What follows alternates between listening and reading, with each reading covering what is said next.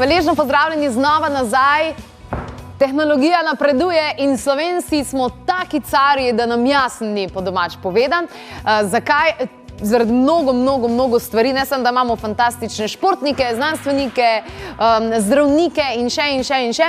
V Sloveniji imamo tudi eno izmed 4 klinik in sicer takšnih klinik v Evropi, ki izvajajo medicinsko termografijo, tako čista pravo, ki mora biti po svetovnih regulativih. In ravno o tem bomo govorili tudi danes, kaj pravzaprav ta nova tehnologija tudi omogoča in sicer kaj vse lahko ugotovi, kajti verjetno ste že slišali raka na dojki, koliko 8 let prej? Tudi do 8 let prej, preden sploh lahko zveste kakršnokoli diagnozo in preden se karkoli vidi na tistih uradnih zadevah, ki jih srečujemo, ko gremo k zdravniku. Lepo pozdravljen, dobrodošel. Torej, medicinska termografija, taka čista prava v Sloveniji, zdaj šele, koliko je na 2 meseca? 2-3 mesece. Tako. Kaj pravzaprav to sploh je? Ker medicinska termografija se meni zdi termin, ki sem ga v Sloveniji že slišala. Ja. Tudi tako, ko smo že enkrat predstavili, malo to medicinsko termografijo, potem smo dobili dosti klicev. Ja, gospod, a je to tisto, ko sem jaz bila enkrat v enem hotelu, pa so me malo slikali, en posnetek naredili. A je to, ko sem šla nekam, pa je prišel en zdravnik tam iz Zagreba, pa je spet 2-3 posnetke naredil. Pa je to, ko sem šla v Črnučeh nekam. In smo rekli, ok, dajmo mi to malo razjasniti, da vidimo, kaj sploh je ta medicinska termografija, kateri dejavniki morajo biti izpolnjeni, da je to sploh relevantna metoda, ki bi jo zdravniki lahko upoštevali pri klinični korelaciji in tako naprej. Termografija. Tako. Kaj označuje termografija? Torej, to je pojem, se pravi, termografija pomeni, da naredimo termično sliko našega telesa. Torej, to ni nek računalniški spisek z nekimi faktorji, z nekimi temperaturami, ampak dejansko vidimo sliko svojega telesa skozi oko termokamere, tako na noter. Ja. Se pravi, v 4. dimenziji. Recimo. Se pravi, medicinska termografija po svetovnih regulativih. Tako. Kaj dejansko zdaj to označuje? Vila zdravja je prvi center torej v Sloveniji, ki to ima in 4. v Evropi. Tako. Lejte, jaz sem sabo prinesel nekaj slikic, lahko si jih tudi pogledamo, jaz bi kar predlagal, ker slika je 1000 besed, vredna. Poglejte, recimo tole na prvi sliki vidimo zdaj 4 slikice. Kaj je pomembno pri medicinski termografiji? Da uporabljamo različne barvne palete. Vsaka barvna paleta nam pomaga oceniti neko stanje, ki ga želimo dodatno evaluirati. Na prvi zgoraj levo vidimo mavrično paleto, to je ta, ki nam pokaže, kako se pravi zlahka identificiramo vroče in pa hladne predele na telesu, se pravi te cone, kjer je poslabšana prekrvavitev, tam, kjer se nekaj kuha in tako naprej. Zraven nje, zgoraj slika desno, prikazuje paleto, pri kateri takoj identificiramo vnetne točke, se pravi tiste, ki so zelo vroče. To so te žarišne točke v telesu. To ni v redu? Ne, to ni v redu. Tam je že bolezen, se pravi, tam se nekaj kuha. Spodaj... Dobesedno. Tako, dobesedno. Spodaj levo vidimo spet naslednjo barvno paleto. Vidite, tam se zelo dobro vidi ožilje. Vidijo se žile, ki izstopajo, ki so vnete, se pravi, s tem identificiramo, katere žile so vnete. In pa spodaj desno spet dodatna paleta, s katero pa pogledamo, koliko je to vnetje se razširilo v okoliško tkivo. Se pravi, vse te palete uporabljamo, da dejansko pogledamo to, kar smo zdaj rekli. Se pravi, vse to je termografija? Vse to je termografija. To je ena zadeva, pri kateri uporabljamo različna orodja, da res lahko analiziramo stanje v popolnosti. Gremo še kar na naslednjo slikco. Zelo pomembno pri medicinski termografiji je uporaba, kot že sama termin medicinska termografija pove, mora biti tudi medicinska programska oprema, s katero bomo te termograme, te slike, ki jih naredimo, tudi analizirali. Z medicinsko programsko opremo si pomagamo pri analizi termogramov s tem, da si pomagamo olajšamo zadevo s potekom recimo ožilja, kot vidimo na zgornjih 2 slikicah.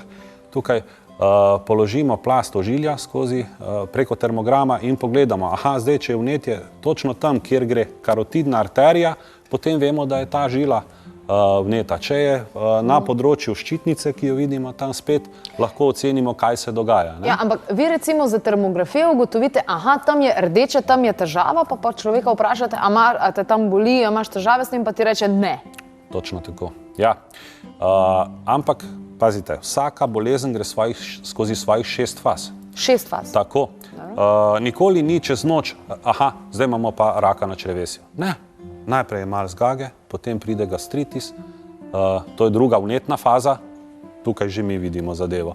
Potem imate hiperplastični gastritis, potem imate kronični gastritis, potem pride ciroza jeter in na koncu rak na želodcu ali na črevesju. Od kroničnega gastritisa naprej se vključi uradna medicina, klasična. Takrat že človek ve, aha, boli me, ne morem več, gre k zdravniku in pride v upoštev agresivno zdravljenje. Mi vidimo to že v prvi ali drugi fazi razvoja bolezni. Davor, strašiš me. Ampak v tem smislu, da ja, pa sej moraš se soočiti z resnico. Točno. Ker takrat lahko še kaj narediš, ne? Takrat lahko sam ukrepaš. Ko prideš od 3., 4. faze naprej, ne moreš več sam ukrepati. Je stvar šla predaleč. Ravno tako, kot imamo plast, recimo, kot preverjamo stanje na ožilju, seveda si lahko pomagamo tudi s plastjo limfnih kanalov, limfnih vozlov in potem preverjamo, ali so limfni kanali vneti, ali je prišlo do oteka bezgavk, kako je ta limfa zakrčena, kje, na katerem delu in tako naprej. Potem še dodatna orodja, gremo kar na naslednjo sliko. Aha, gledajte, zgoraj, zgornji 2 sliki, pomagamo si tudi z, se pravi, lego organov. Tukaj vidimo primer črevesja, želodca, jeter. To dejansko kako ležijo? Tako, kako ležijo in potem gledamo, kje so ti markerji, se pravi, na kateri organ ima disfunkcija oziroma na katerem organu je to vnetje. Na spodnji 2 sliki prikazujeta skeletno plast. In tukaj ugotavljamo, ali gre za težavo na sami hrbtenici ali na okoliških tkivih, se pravi, ali gre za mehka tkiva, ali gre za strukturni problem v hrbtenici, pritisk na vretenca in potem to analiziramo. Moramo vedeti, da hrbtenica je organ, ki je zelo, zelo pomemben v našem telesu, mnogokrat ga podcenjujemo. Namreč vsako vretence v hrbtenici, če povem poenostavljeno, v bistvu živec, ki gre skozi vsako vretence v hrbtenici, oskrbuje določen organski sistem. In ko pride do pritiska na ta živec in je ta živec ohromljen, se lahko pojavi težava tudi na organu. In dostikrat ne vemo, da je problem pa v hrbtenici, v strukturni težavi. Ali je to dishernia, ali je to zmaknjena medenica, ali je skolioza in tako naprej. Tako da tukaj moramo zelo, zelo pozorno gledati zadeve, da lahko res v kompletu, v celoti analiziramo stanje in potem podamo eno relevantno oceno tega stanja, da poskušamo seveda priti do samega vzroka, do same srži problema. Kako pa poteka, recimo, preden greva k naslednji fotografiji, kako pa poteka to slikanje? To pol en kup ene kemije, ki jo moraš zaužiti, da pride sploh do teh slik, ker ne predstavljam si, kako drugače pride do tega, da dejansko vidiš lego svojega organa. A ste kdaj šli fotografu narediti sliko za osebno izkaznico? Ja, seveda. Podobno to poteka. Aha. Ja. V bistvu ni nobene kemije, ničesar, nobenega sevanja, enostavno vam naredimo slikanje skozi oko termokamere. Morate pa vedeti, da, tako kot sem prej povedal, organi preko hrbtenjače in preko živcev v hrbtenici komunicirajo s kožo. In temu rečemo referenčne točke na koži za lego organov. In kjer je vnetje na kakem organu oziroma se nekje nekaj dogaja, se to pokaže na koži. Ker koža pa je tisti regulatorni organ. Se pravi, potem, ko se slikaš, čakaj, kako zdaj to mi ne gre čez? A se nič ne pritiska, da te stiska, da tisto slika? Nič. Vse, kar se dogaja v telesu, se vidi tudi na koži. In koža skozi regulacijo temperature, to rečemo termoregulacijo metabolizma, vidimo dogajanje znotraj telesa. Tudi sami veste, ko greste na akupunkturo, ki je priznana metoda, vam zabijajo iglo koliko? Samo Mečkano. par milimetrov v kožo. A je tako? Prejšnji teden sem bila in sem se odločila, da bom redno hodila, ker imam rada akupunkturo, tako da ja, res je. A je tako. In s tem delujemo na določen organ. Je tako? Torej, vsak organ je povezan s kožo. Aha. Točno tako. In mi merimo odstopanja. Se pravi, če povem poenostavljeno, telo, leva in desna stran sta temperaturno simetrični pri zdravem telesu. Ko te simetrije ni, ko vidimo, da je ena stran bolj vroča od druge ali pa ena stran bolj hladna od druge, seveda, v določenem temperaturnem odstopanju, vemo, da se tam nekaj dogaja. Ne? Gremo naprej na naslednjo fotografijo. Na naslednjo sliko, ja. Zgornji dve sliki prikazujeta tudi, se pravi, nam programska oprema, medicinska, omogoča tudi analizo akupunkturnih meridianov. In takole jih položimo preko telesa in opazujemo, ali je kje na kakem meridianu prekinjen dotok, se pravi pretok energije oziroma cirkulacija, kakorkoli temu rečemo, ali kje kako vnetje. Spodnji dve sliki prikazujeta dermatome. To pa je tisto, kar smo prej govorili. Dermatomi so predeli kože, ki jih oskrbuje posamezna živčna vlakna, posamezne živčne korenine. In torej tudi na tem potem gledamo, kje bi lahko bil vzrok težav, ali je to na hrbtenici, se pravi, ali je problem v živcu in tako naprej. Tako da dejansko brez programske opreme je vse skupaj bolj ugibanje. Tukaj se pa da, ko greš skozi 6-7 različnih plasti in načinov, pa se da zelo, zelo natančno določiti oziroma ugotoviti, kje bi lahko bila ta korelacija, da prihaja ravno na tem predelu do težave. Ampak na slikanju, a sled se pa moram? Sled pa sigurno. Ja. Tukaj je pač, rekli smo koža, ne? Pač mi moramo posneti kožo.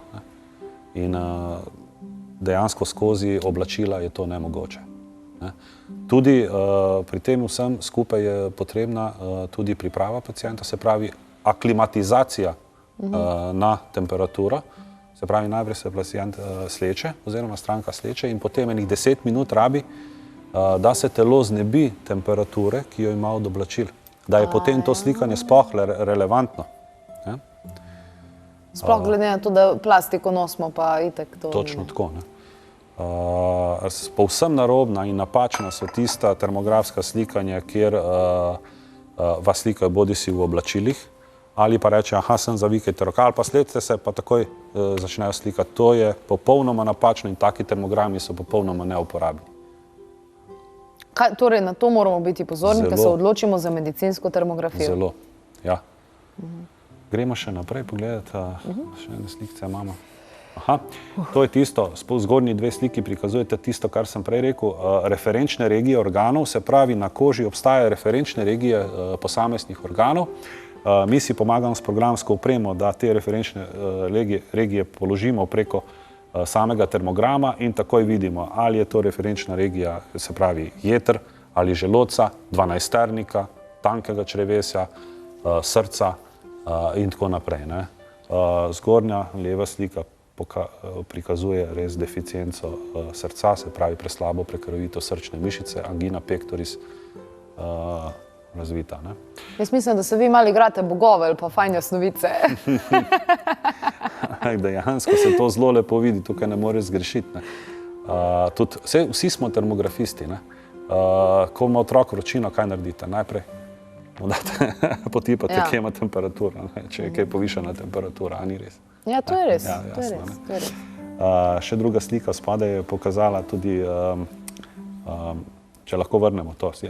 Spodnji dve sliki prikazujeta pa, kako močna mora biti rezolucija kamere, se pravi ločljivost kamere. To ne more biti kar bilo katera kamera. Namreč, vidite tam na drugi sliki se celo dlake vidijo, mora biti zelo, zelo natančna. Zakaj? Predstavljajte si, da vrhunski fotograf odpre fotografski studio, slika pa s tistim aparatom za enkratno uporabo, ki ste ga lahko včasih kupili v vsaki trafiki. Mislim, da s tistim ne bomo mogli nič narediti, take slike ne bojo relevantne. Dejansko mora biti zelo, zelo visoka resolucija, zelo ostre slike, da jih lahko potem analiziraš. Mimo grede spodnja leva slika prikazuje globoko vensko trombozo, se zelo lepo vidi. Res? In spodnja desna slika artrozo kolena. Se pravi, nič ne sme biti turkiznega pa rdečega. Tako. Zelena je tista normalna barva, ki jo iščemo. Jaz priznam, da me je strah. Ne rabi vas biti strah. Ne, res me je. Dejansko je pa tako, opažamo pa tako, da ljudje, ko grejo, ne vem, na tiste običajne diagnostične metode, vzamejo jim kri, naredijo en pregled, izpis pride v obliki nekih faktorjev, kazalcev in pa številk. Tisto je zelo neosebno. In pacient na tisto zelo tako, ali reagira ali pa ne. Ko vidi te slike in ve, da je to njegovo telo in točno sam vidi, kje se mu zadeva dogaja v telesu, je pa drugače. Je tisti sprožilec, ko reče, zdaj pa res mora nekaj narediti, ker če ne, bo šlo tole v nekontrolirane sfere. Tako. Bom. Lahko gremo še malo naprej, mislim, da imamo še slikce. Evo, kaj je še pomembno? Tukaj vidimo, vidite, na eni strani so samo silhuete, na drugi strani pa kako moramo telo ujeti v te silhuete. Se pravi, medicinska programska oprema od nas zahteva, da vsakič posnamemo stranko, se pravi del telesa, točno pod določenim kotom, ga notri ujeti. In kaj nam to omogoča? To nam omogoča potem spremljanje nadaljnje, se pravi periodične preglede skozi 1 leto, 2 leti in tako naprej. Da vidiš, če se kaj dogaja. Tako, ker če recimo pri dojkah je to zelo pomembno, ko vemo, da se pregledi delajo na leto, 2, ukolikor vsakič ne posnamemo pod istim kotom, potem teh markerjev termalnih ne moremo primerjati med sabo in je zadeva povsem brez vrednosti. Dejansko in tudi pri pregledu ožilja zelo mora biti tole. Se pravi, to ni mamografija, nič se ne stiska, nič, sam roke hviško pa sled vse. Tako. Zelo prijazna metoda in zelo natančna. Se pravi, tukaj se vidijo tudi določene zadeve, ki jih mamograf ne vidi. Se pravi, do 8 let prej se lahko vidijo? Do 8 let prej razvoj novega ožilja zelo dobro vidimo, zakrčenje limfe, angiogeneze in take zadeve. Bom šla. Enkrat. Ja. Ampak že. Me zanima, če veliko zelenih ljudi pride. Pridejo tudi. Čist zeleni, da so? Niti ne, čist zeleni ne. Pridejo ljudje, ki čutijo, slutijo, da imajo kako težavo, morda. Aha. Imamo še eno fotografijo, dajmo še tole zadnjo fotografijo pogledati. Tako. Evo, zgornji 2 sliki prikazujeta, kako poteka potem s pomočjo programske opreme, medicinske programske opreme tudi analiza teh slik. Te slike moramo zelo pozorno analizirati. To nam omogoča, se pa, da s temi regijami interesa, kot pravimo, potem merimo razliko v povprečni temperaturi, razliko v točkovni temperaturi, točno pogledamo, koliko je teh markerjev, da določimo stopnje zaskrbljenosti in tako naprej. S tem v skladu grejo tudi priporočila in pa še nekaj je priporočljivo, da je prostor, v katerem se izvaja termografija, da je posebej za to opremljen, posebej za to namenjen. Tam, kjer sta stranka in pa kamera, mora biti ta prostor, naj bi bil ločen od prostora, kjer je termografist izvaja to slikanje, da je notri v tem prostoru, se pravi, čim manj moten, kot so računalniki, printeri in tako naprej. Se pravi, stranka in kamera naj bosta sami v prostoru. Temperatura v prostoru v času slikanja sme nihati za več kot 1 stopinjo Celzija, da je to relevantno in tako naprej. Tako da te standarde in protokole določajo 3 krovne organizacije, se pravi Ameriška akademija za medicinsko termografijo, Mednarodno združenje medicinskih termografistov in pa Inštitut za napredovanje medicinske termografije. In vsi te dejavniki morajo biti upoštevani, ukolikor želimo, da ta medicinska termografija res nudi tisto, kar nam mora nuditi. Davor, najlepša hvala za vse informacije, ki si jih posredoval in hvaležni smo, da nekaj takega tudi obstaja. Vi, spoštovani gledalci in gledalke, pa na www.klepetobkavi.si hitro se prijavite na brezplačni e-časopis. Med drugim boste lahko zasledili v tej ali pa naslednji številki tudi kaj o tej termografiji in mogoče pa grem pa tudi jaz svojo sliko noter objavim da vidim kaj in kako in da pokažem, da sem zbrala pogum, da se soočim z vso resnico. Naj vam bo svet lep. Mua!